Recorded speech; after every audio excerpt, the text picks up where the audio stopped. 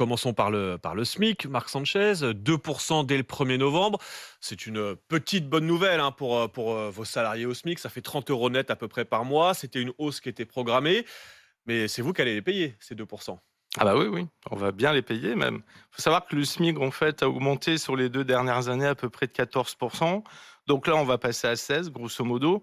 sans savoir par ailleurs, parce qu'on n'a aucune garantie qu'au mois de janvier, on n'ait pas une nouvelle augmentation, eu égard aux problématiques de pouvoir d'achat. Le souci, si vous voulez, c'est qu'à ce stade, on est un petit peu toujours dans le même système. Et je vais vous donner un chiffre qui est intéressant. Dans notre dernier baromètre qui a été publié en juillet, on a un chef d'entreprise sur deux, un commerçant, un artisan, qui gagne moins d'un SMIC pour 200 heures mensuelles. Mm.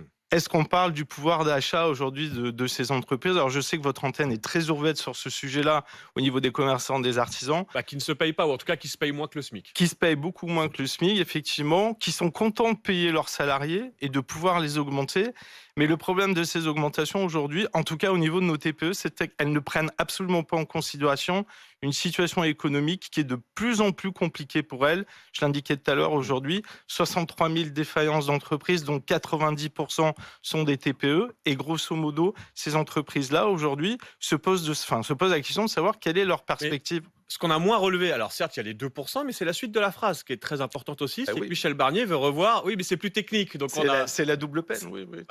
On va le voir, c'est le système d'allègement des charges sur les petits salaires. Vous payez moins de charges, pour le dire simplement, sur un salarié au SMIC que sur un salarié à 1800 ou à 2000 euros. Michel Barnier veut revoir ce système pour vous inciter à augmenter les salaires. Est-ce que les patrons vont jouer le jeu? Est-ce qu'ils ont les moyens de jouer le jeu?